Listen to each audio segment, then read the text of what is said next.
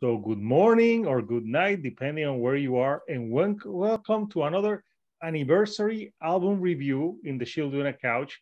And today I'm joined by Señorita Sabrosura again and JC Rock and Metal Reviews. So how are you guys? Doing good. Everything good. Yeah, and we're gonna talk about this album, as you can see with my shirt. And now, Señorita, talk. Yeah, look at my shirt. We're twins today. Yes, we're both dorks wearing the same shirt. Target, yes. Yes. So yes, we're Don't tell Billy Corgan. Yeah. So we are going to talk about this. This is the original album cover for the Smashing Pumpkins, Melancholy and the Infinite Sadness, which came out October 24 of 1995. So it's turning 27 years old, believe it or not.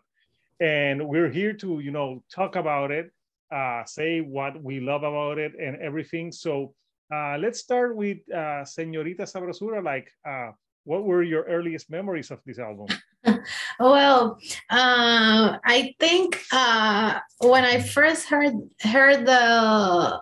it was when they won the Grammy for best hard rock performance, and I fell immediately in love. Like the album spoke to me. I immediately buy it and fell in love. I connected with the album, even though it was too long. Like I didn't care. Like the song spoke to me and what it meant to be a teenager. And it's still years later, but I'm getting ahead of myself. Like I still listen to the album. Like I come from a small town, so I always felt like an outcast. Like I didn't fit in on that small town. And I felt like Billy Corgan was talking about you were rat in the cage. I'm sorry? Were you the rat in the cage? Yeah. Yeah, I was like the weirdo with the eyeliner, the boots, and I like it. Like it has like the heaviness, but at the same time it has like those lullabies. Like I love it immediately. Nice. What about you, JC? Yeah, I discovered Smashing Pumpkins through Siamese Dream. That was came out like '93, and I love that album. You know, all the great songs. And then this one came out 2 years later.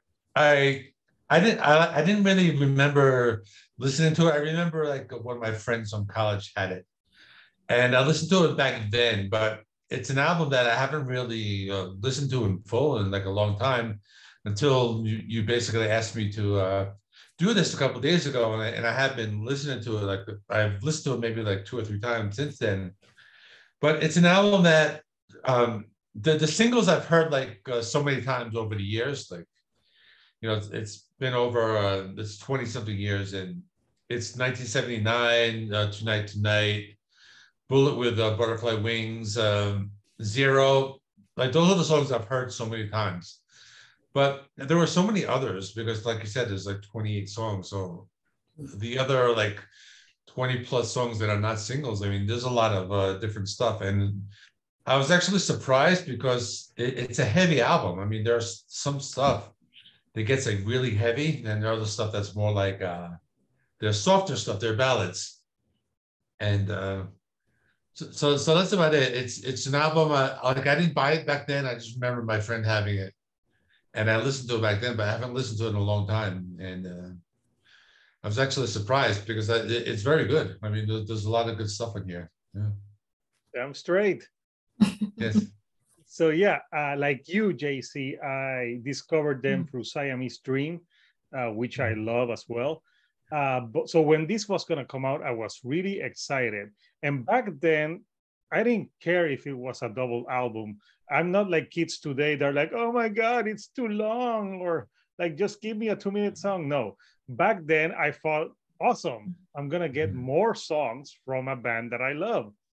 And I remember I saved I think I saved money because since it was a double album, I think it was like 20, I think it was like $30 or $40 that CD went for back then, because it was a double album, and usually CDs went through like $15 to $20 depending if there was like a special. So you had to save for an album like that. And the first song that I heard from the album was Bullet with Butterfly Wings, and I loved it. I loved the music video. They're playing in the mud, and I liked that it was like an angry song, but angry and whiny at the same time. And I really loved that. Like you, the singles, the only single that you didn't mention was 33, but I think that was like the last single that they released from that album. But yeah, the singles are amazing, but when you go deep down in the nitty-gritty of this album, there's a lot of hidden gems here and a lot of styles. Something that very important about this album is that with Siamese Dream, they did it with Butch Big, and then they changed. They wanted to record, because they did the first two albums with Butch Big. So Billy Corgan thought like, he wanted to step out a little bit of his comfort zone, and he wanted to produce these albums, and he did it with someone named Flood and Alan Moulder. And Flood was more like he did like more electronic music. And this is the first album of the Smashing Pumpkins where they incorporate some electronics in some of the songs. So it was a change after that with Avador. They were full electronics on that one, but we can talk about that album on another occasion. But yes, this album, it's like a opera. There was orchestration on songs like Tonight Tonight. There's piano. There's like lullaby songs like Maddie said, and then there's songs that are straight up heavy metal. So this album, I think you have to be patient with it because it's a 2-hour plus album. There's two sides. On the CD, it was from Dusk Till Dawn and From Twilight to Starlight, I think was the second part. And I read that in vinyl, they had like a lot of vinyls. I actually ordered the special edition of this vinyl, but it hasn't arrived. I'm waiting it arrive soon. So yeah, I loved it, and it's an album that I still listen to like all the time. So yeah, those are what I thought when it came out. So since this is a double album, each one of us are going to pick 5 songs. So Señorita Sabrosura, what are the 5 songs that it's so hard to pick 5 songs, so I try to pick some big cuts, but obviously I love the singles. And like I said, the first song I heard from this album was Bullet with Butterfly Wings, and this song is the one that won the Grammy in 1997. And like I said before, the song spoke to me. Billy Corgan once said, there are so many smart kids, but they don't know what to do with themselves. And that's what I felt at the moment. And I felt like when he sings, the word is a vampire, you feel that because sometimes you feel like everyone wants something from you. And like you said, I like that this is like a heavy song. It has a great video, but it's also a little whiny. and you can sing to the song too. Yeah, you have to do whiny with Billy. Yeah, he has a whiny voice, but I think he does the best with that whininess. And the other song I really, really love, it was the last single that came out. It was 33. I know they didn't want that song as a single, but Billy insisted. And I think that's a beautiful song. I read that that's the first song Billy Corgan wrote after the Siamese Dream tour. And he felt like he had everything, the wife, the house, even the cat, the fame, everything, but still feel lonely and that everything could be lost. And I love the lyrics, like when he said, and for a moment I lose myself wrapped in the pleasures of the world. Like he's enjoying the fame, but Can it make it last forever? I was singing it in my head. Yeah. And another song I really like, it's Here's No Why. I really like the voice of Billy here, the guitar solo. This is one of my favorite guitars on this song, and the riffs, and the ability to talk to you as a teenager. For me, I was a teenager when I heard, so like desperate and displeased. And other song I like, it's Stumbling. Yeah, that's Yeah, I love the lyrics. I feel like it's a sad look at teenagers and love. But I appreciate this song, Billy's voice. It sounds almost like another instrument. I don't know, but it's like very simple, but at the same time beautiful. And Yeah, he's it's like whining like we all do when we're teenagers. Like no one understands me and my sorrows. And my last pick is we only came out at night. that one's a weird one, yeah.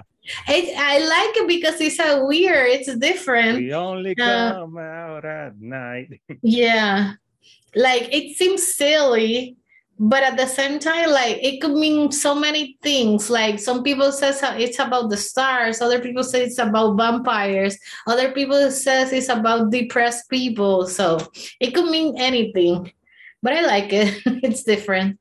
Or maybe it's just about Billy Corgan. Maybe. Yeah, I know. Yeah, it's a great album, and Stumbling is like a beautiful like less than 3 minute song, and it's like an acoustic guitar and Billy's voice. Yeah. So yeah. So those are some great choices in an album that's hard to pick someone. So I'm really curious, JC, what are your 5 picks? Okay, I picked all deeper cuts. Just because the singles, I like them, but I've heard them like over the years so many times. And these deeper cuts, they were they sounded fresh to me because it's an album I haven't really listened to that much. So my first one is Here's No Why. This is not, it's a kind of heavy, not very heavy. It has those like staccato riffs, but it's very grungy. Reminds me a lot of something from Siamese Dream. It's kind of like in the middle. It's like not too heavy, not too soft. It just has that really nice, that tone, that guitar tone. And like those first 3 Smashing Pumpkins albums, they had that like really signature guitar tone. I really like that. So I like this one. This kind of goes back to like their first 2 albums. And like Señorita was saying, the guitar solo, really great. Probably the best solo on the album. Almost like psychedelic as well. That's how I felt about it. My second favorite is called An Ode to No One. I think the actual title is called Fuck You, An Ode to No One. Yeah. This is a heavy and angry song, very fast paced. And this is just, I like the heavy stuff. So probably like one of the heaviest songs, and just lots of big riffs, lots of energy. You got the vocals are really good. They kind of do some like isolated vocals at some point. And there's one like a couple seconds of the song where it does get a little soft, but that's a very heavy song. Next one I picked is called Love. This is another one that's not very heavy, but it's very grungy. I like the guitar tone. Again, it's just that tone I like. They're using some kind of effect like a chorus or phase shifter or something like that. The vocals on Billy's vocals are a little distorted. And this is one of the songs that you talked about before where they add in some of those like electronic sounds. So that was pretty cool. It's a catchy song. I really like the chorus. And another one where I like the guitar solo has that nice like fuzzy tone. And this band is really good with that like fuzz tone. I like that a lot. Next one is going to be another heavy one called Tales of a Scorched Earth. This is heavy grunge, and this reminded me of like a Nirvana, like a Bleach era Nirvana song. The distorted vocals, just that heavy beat. It's very raw, kind of like a different kind of song structure. Not typical song. They do add in some of those electronics here and there, but they don't overpower the song. But this one of the heavier ones. And my last one, I'm gonna pick another heavy one called XYU. And this is just old school grunge. Another one that reminded me of that early Nirvana type with that kind of raw, aggressive tone. It's a long song. It's 7 minutes. It kind of like gets a little slower at like the 3 minute mark. They play some heavy riffs, and then they have these lyrics like almost like a Mary Had a Little Lamb kind of lyrics at one point, Yeah. and then I like And she's just kind a of like at 4 minutes stupid it gets like heavy again. So it's one of those like long, drawn out, not really drawn out, but it's like a long, heavy song. And that was the one I liked. So I went with more of the grungier, heavy ones, but I probably could have picked some ballads, but there were so many songs. So Yeah. That's why we have you here, JC. You bring the macho. You pick the macho songs in the album. yeah. Yeah. So, yeah, what can I say? The singles are all great. Tonight, Tonight, 1979, Zero. But yes, I've heard them so much. So I want to pick some different, deeper cuts that I think are amazing. And the first one that I want to talk about is the song Bodies. So Bodies, it's like the second song on the second half of the album. And it's a song that starts like really like with some fast, like hard guitars and like some effects. And I like the chorus when Billy Corgan saying like "Love is suicide." It's such a great song. And when they toured in 2018 and they played California, Chino Moreno from Deftones sang that song with them. And I'm like, yeah, that song can translate to Deftones. So I always liked it because it's like the second song on the second half, and it's like a really like harder edge song, like really like when he sang "Love Is Suicide." You're a teenager, and you the heartbreak. You're like, yes. You're like, love is like, oh, it's the worst. So yeah, that song always I thought it's great. I wish they played it live when I saw them, but they didn't. Another song that I think is great, and it's type of a ballad, but it has like an area in the song that's harder is Galapagos. That song, I love the lyrics where he says like whispered lullabies and tell me I'm still the one that you believe. Where he says like I won't deny the pain. Like my God, you could feel Billy's emotions in these lyrics. The lyrics on this album are amazing. And that's a song that I love. Third song that I would talk about would be Muscle, which is like another like it's that one reminds me more of like it could have been Siamese Dream. It had like something in the guitar that could have been in that album. And there's a line in that song where he says like great loves will one day have to part. I know that I was meant for this world, and that's where the song gets super great. And a song that's really great, and it's like one of the longer songs on the album, almost 9 minutes, and it's like more prog rock. It's Poor Selena of the Vast Oceans. Oh my God. And they played that song when I saw them. And I couldn't believe that they were playing that song because that's like a super long song. It has great guitar soloing on it and very psychedelic. And just an amazing song that, I think it's a lot of people probably don't talk about that one, Poor Selena of the Vast Oceans. So I still have one pick, right? Yep. Yes. The last pick I'm gonna pick, it's a more electronic song, and it's called Beautiful. And that song spoke to me when I was a teenager, listening to that.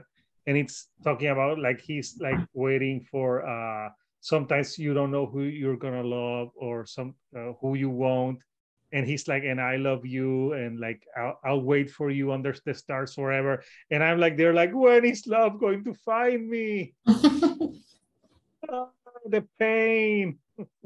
Yeah, so yeah, it's a great love song, and there's some this album has something for everyone. There's the harder songs, there's the love songs, there's the electronics, there's the orchestration on Tonight. So it was hard to pick five, but I didn't want to pick the singles because there's some other great like the singles probably everyone has heard, but those tracks people will be like, oh, I didn't remember that track, because I've talked to a lot of people that say, oh, I only like the singles of that album because they're like, oh, it's too long, I don't want to hear it. But you should listen to it because it's an amazing album. So 27 years later, how has this held up? What do you think, Señorita? Of course, it has held up, and I think it stood the test of time. And maybe because when I listened to the album first, I thought this music is from the future. Like it for me, it was like a perfect blend of some of the heaviness from Black Sabbath with the pop of The Cure, like that mix, like the and because it sounded from the future, like with those elements and that electronic and rock and whatever.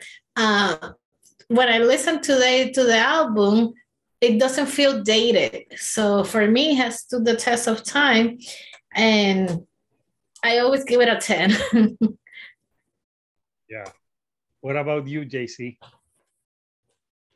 Yeah, I enjoyed it. I kind of went into this, not really knowing what to expect, to being that I haven't really heard it in like such a long time, and yeah, it did held up very well. I pretty much enjoyed most of the songs. I listened to it a few times. I think out of all I haven't listened to all their albums, but like if I was like ranking them, I would put Siamese Dream first, Gish second, and then this one third.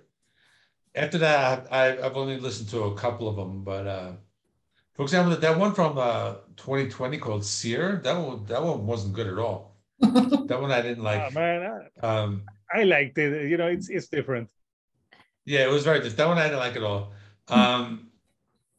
But the other ones I listened to, I think I remember Adore, but I haven't listened to that one in a long time. Zeitgeist, another one. That one has some good songs, but they have a lot of albums I haven't heard. But anyway, this is probably one. It is definitely one of their best. I think that the first three albums are definitely like almost interchangeable. They're like really good. Yeah. So that's so yes, it so has for held up. me. Yes. Yeah, for me, it has held the test of time. For me, it's weird because sometimes I'm like Siamese Dream, Melancholy. Like I love them both. To me, those are two of my favorite albums of all time. And Melancholy and the Infinite Sadness is my favorite double album of all time. Señorita Sabrosura Dog. And there's someone in the alley. He wants to talk about the album too. So she. Oh, sorry. So yeah, the album for me, it's an album that I still listen to on a regular basis. When I saw them in 2018, they played most of Siamese Dream and this album, and I kid you not, a little tear came out into my cheek when I heard the songs. But also, I said in another video that when I saw that concert, I had diarrhea, so I had to take oh my god Imodium so I could see the concert without going to the bathroom. I saw them in 2021 at Riot Fest. I haven't had the chance to see them in a concert, but I think they play a lot of songs. Like it was a long set, and they play a lot of songs from Siamese Dream, from Gish, and this album, Melancholy and the Infinite Sadness, and of course the new album that it just came out on 2020. Yeah. And yeah, a tear when I heard the first of Disarm, because that's my favorite song. That's a great song, which is not on this album, but yeah. Yeah. But yeah, it to me, it's held the test of time. I still love these songs. I love the singles. I love the deep cuts. The lyrics. I think Billy Corgan should be more praised for how great of a songwriter he is. His songs are so great. I think people sometimes complain about his voice, but he's got, to me, some of the best love songs ever have been written by him. I just connect like Mary did. I connected with the songs too, and with all those feelings, and I still listen to the album, and it sounds fresh, and It was a very ambitious album at the time. After having Siamese Dream, putting a double album, it took balls from them to make a double album. And after that, and they didn't want to let him put the double album with all those songs. The record label was afraid, the critics, everyone was afraid, but he said, like, no, this is what I want. Yeah, and you know that I read today that he did a double album because he thought that was probably their last album, because they were having a lot of like internal issues. Darcy, the bass player, I think she broke up with James Iha. And also when that album came out, they had a keyboardist that overdosed, and then they fired Jimmy Chamberlain, the drummer. And that's why the next album didn't have a drummer. So yeah, that was like, it was very successful, but it was also like the beginning of the decline for the band, unfortunately. But yeah, to me, Siamese Dream and Melancholy, sometimes they're both a tie for me. They're both amazing in different ways. So we want to know from you, what are your earliest memories of Melancholy and the Infinite Sadness? What are your favorite tracks? Comment. We would really want to know. And we would also want to know how you would rate it in the Smashing Pumpkins discography. And by the way, Señorita and JC, they're actually putting they're putting an album this year that's a free part, and apparently it's the follow-up to Melancholy and the Infinite Sadness. Yeah, I'm scared. Yeah, I heard about that. Yeah, I'm scared.